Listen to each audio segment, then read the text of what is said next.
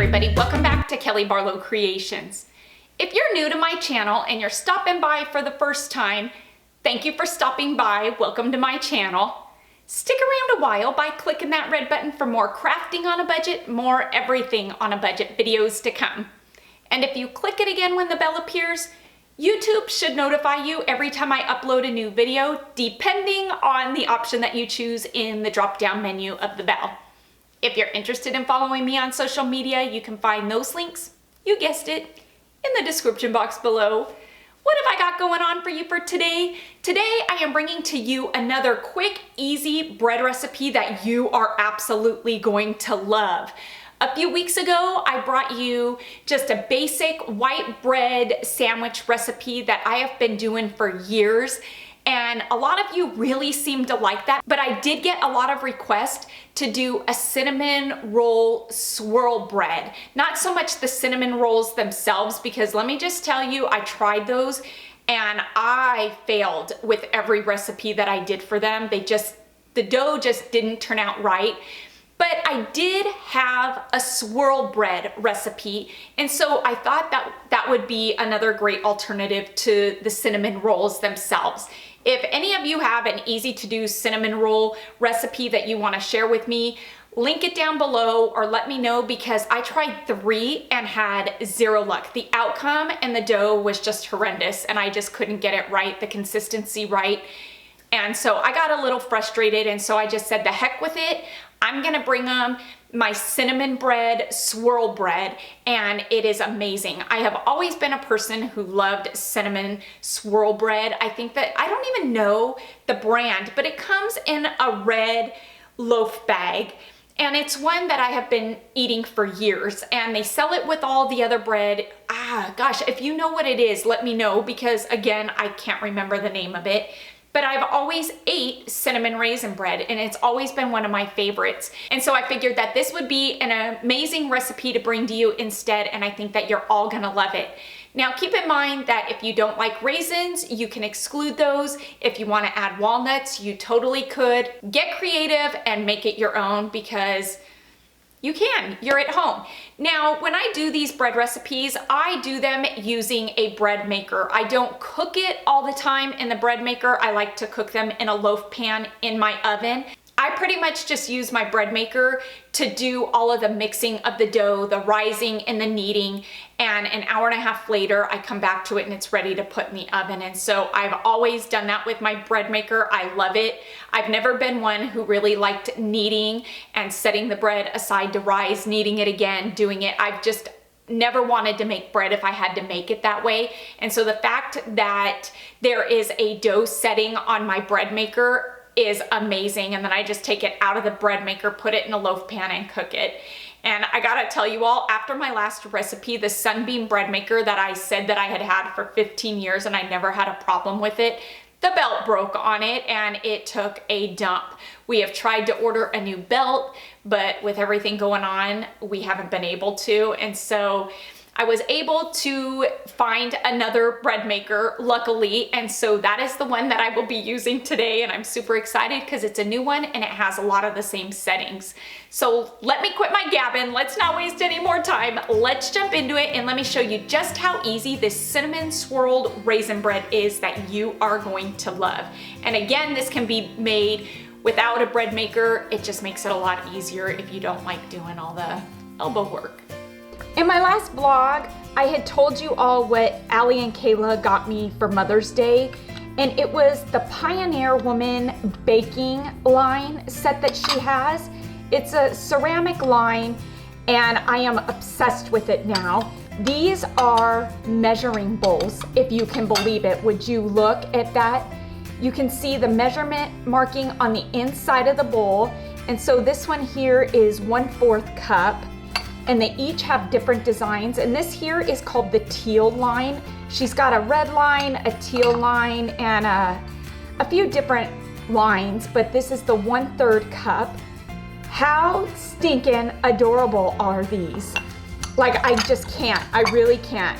The 1/2 cup, it's almost scary to use them, but I want to because I love them so much and the girls gave them to me, so I'll just have to be extra careful with them. and here's the 1 cup. If these weren't cute, wait for it. Oh my word, would you look at how stinking cute these measuring spoons are. I just can't, I can't. This is the 1 tablespoon, absolutely gorgeous. We've got 1 teaspoon, the 1/2 teaspoon, and we've got the 1/4 teaspoon. And they had gotten me a couple sets of the Pioneer Woman baking items, and so I actually ended up getting 2 sets of these, but they were different lines, and 2 sets of the spoons in different lines. And seriously, I almost don't even want to use these. I want to display them because I love them. Look at these measuring cups. A 1/4 cup, 1/3. I am just so stinking excited to cook with these and bake with them. A 1/2 cup and 1 cup. So if you saw my vlog and you heard me say that I was tempted to convert all of my dishes to this line, I am seriously debating that. Oh my word. And look at this liquid measuring cup, and the markings are inside of the cup, and it just reminds me of an old country chic picture. How beautiful is that? Absolutely gorgeous. This is gonna make baking just so much fun. And lastly, because I've been making so much bread lately, they got me the set with the loaf pan in it. Isn't this absolutely gorgeous? And so today, because I am making you a cinnamon swirl bread, I'm gonna be using this as one of my loaf pans along with the aluminum pan that I picked up from the Dollar Tree. Alrighty, so this is my bread maker pan. This is the insert that goes in the bread machine itself. And this is one of those breads where you can just really just dump it all into this pan in no specific order, and it's gonna turn out just as great. Alrighty, getting started. We're gonna start off with 1 cup of milk. Really is your preference. Fat-free, low-fat, whole milk, really doesn't matter. To my 1 cup of milk, I'm gonna add my yeast to the milk. Now, this recipe calls for 1.5 teaspoons of yeast, and I like to add my yeast to the milk to dissolve it, to get it incorporated, and just to kind of activate it a bit better. And so once I pour this into my flour mixture, it should be pretty well incorporated and dissolved. Now, I'm sure a lot of you are gonna tell me that you're having a hard time finding yeast. I was able to find 2 1-pound bags of yeast, which is a lot of yeast. I found this on Amazon. The link is in my description box. I think I paid $20 total for this. And so I bought it because I'm definitely gonna use the yeast because I do make so much bread. It is vacuum packed, so it's something that's gonna last a while. And to keep it good, I like to put this in the freezer. And it says that no refrigeration is required, but if you put this in the freezer, it's gonna last just a bit longer. It's saying here that it's good until December 8th, 2021. So it's gonna be good for 1.5 years. So I'm sure I'll use it by then. I did, however, find that in the grocery stores, they are starting to carry these packets again. I was able to find 3 more of these packets. Now these are the instant yeast that is fast acting. And so this is also something I like to use if I'm gonna make a dinner roll or something and I need my yeast to instantly rise and work fast. And so these you can get, I wanna say, for about $1.50, $2. And I was at Smart & Final, again, looked up and saw like 3 full boxes of these. So I picked up 3 packs just because it's handy and nice to have on hand. And again, that's 1.5 teaspoons of yeast. Once my yeast is in with my milk, I'm just gonna kind of whisk it. I'm gonna set it aside for about 10 minutes to really let that yeast dissolve and incorporate into the milk. This recipe is best made with bread flour. So if you have the bread flour, you should use it. You can definitely get away with using all-purpose flour. Today, I'm gonna be doing 50/50. The recipe calls for 4 cups of flour, and because this is my last bag of bread flour, I'm gonna go with 2 cups of bread flour to 2 cups of all-purpose flour. You could even go 1 cup of bread flour to 3 cups if you wanted to. You could use all-purpose flour, like I said, but it is best to incorporate bread flour into this recipe if you can. Using my handy bowls, I'm gonna start off with 4 cups of flour, and the first 2 cups are going to be bread flour. The second 2 cups are gonna be just regular all-purpose flour. To the flour, I'm gonna add 1/4 cup of regular granulated sugar, 1 teaspoon of salt, 2 eggs, 1/4 cup of melted butter, and my 2 tablespoons of dried milk. Now this ingredient is completely optional. It's not going to ruin the taste of your bread by any means. I just have always grown up on non-fat dry milk. It was what my mom always bought. We never had real liquid milk in our refrigerator other than when she made this. And so when she made bread, she always incorporated 2 tablespoons of dried powdered milk into the mix. And so to me, I think it really just gives it a richer flavor, and so it's something that I like to do with all of my breads. And so this is what I'll be adding. It's a store brand, it's very inexpensive. Then just go ahead and add our milk and yeast mixture. Now, it wasn't that easy. This really is just kind of a dump and go bread. So I'm gonna go ahead, I'm gonna place the insert in my bread maker, I'm gonna set it on the dough cycle, and I will meet you back here in an hour and a half. Alrighty, my bread machine has done what it needed to do to the dough. So now we're just gonna take the dough out of this insert, but first we should probably put some flour down.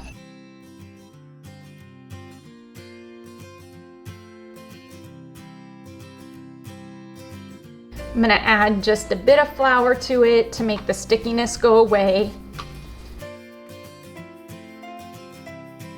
Oh, this bread feels amazing. Okay, so now that we've got this, I'm gonna go ahead and cut this in half because this is gonna make 2 loaves. And this is one of those cutters from the Dollar Tree. It's a great tool to have. Okay, once our dough is cut in half, we're gonna roll it out. And this here is my new rolling pin from the Pioneer Woman. And so you wanna try and roll it out as thin as you can.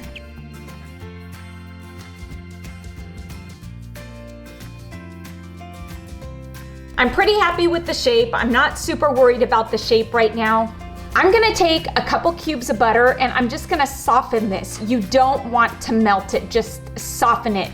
I'm using 1.5 cubes because I'm doing 2 loaves of this cinnamon swirl bread. Once the butter is softened, we're gonna go ahead and take the butter and we're gonna coat the top of our dough.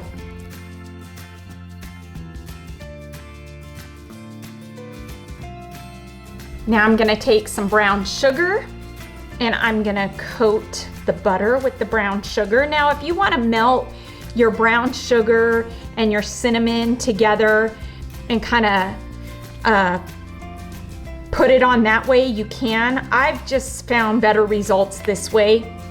It doesn't ooze out when you're rolling your dough to make it the roll. Now, because this is a cinnamon swirl bread, I'm gonna sprinkle just a bit of some regular old cinnamon over the top of the brown sugar.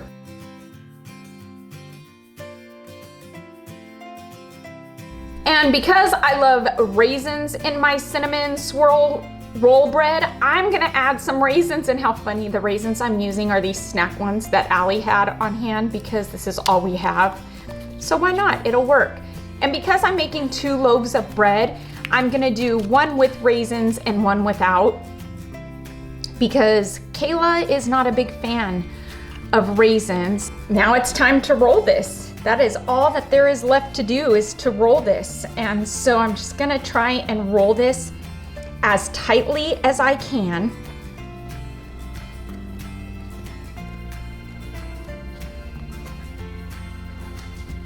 Look at that. Isn't that fun? I'm gonna hit it with a little bit of nonstick spray. I've said this before, I don't like to use oil, butter, and flour. I don't like it.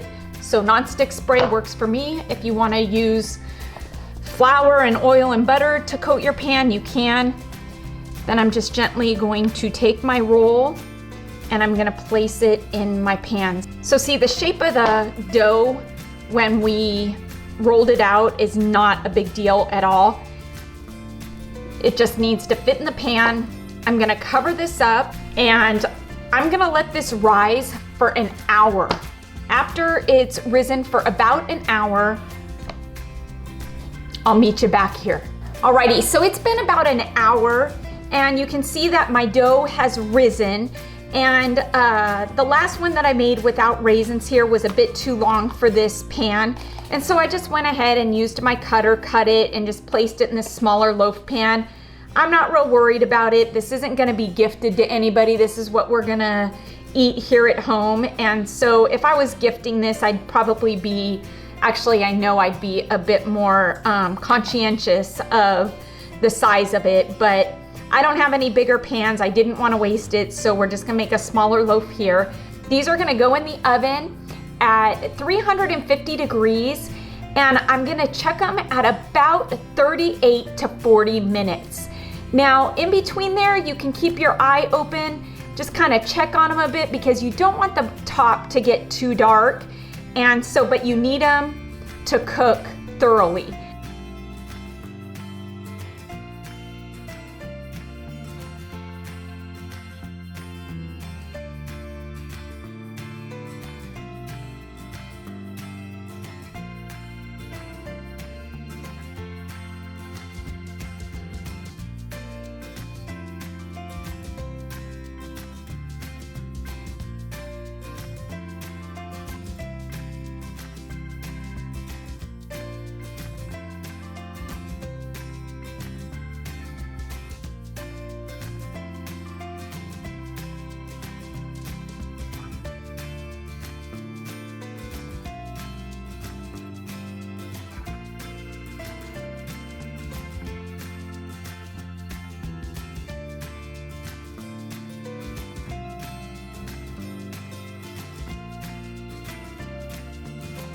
I want to show you how I store my homemade loaves of bread. Walmart has these twist tie bags, and these are perfect for bagels, they're perfect for bread, and you get 100 for $1.98.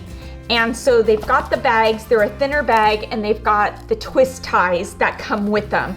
And so I like to use these because they're $1.98, and I just hate to waste my Ziploc bags. And so this is how I store my homemade loaves of bread. And I typically leave these in the fridge because I don't ever eat my bread at room temperature anyway. And especially when I make a cinnamon swirl bread, I usually toast it. And so if it's in the fridge and it's cold, it's fine with me because I'm gonna toast it anyway. And so this is how I store my bread. How amazing did that bread look? Oh my word, it is so good. And when you slice it up and you put it in the toaster and you toast it up a bit and you put some butter on it, oh my goodness, it is better than store-bought. I hope you all enjoyed today's cinnamon swirl bread recipe. If you want to see more bread recipes that I like to make, please make sure to give this video a thumbs up and leave me a comment in the comments below because I go off of your feedback. Let's get this video to 5,000 likes because each and every one of your thumbs up and those comments that you leave down below, they really do help my channel to grow and it helps YouTube to notice me just a bit more. Until next time, everybody, I hope you have a fantastic day. Happy cooking in your kitchen, and bye for now, everybody.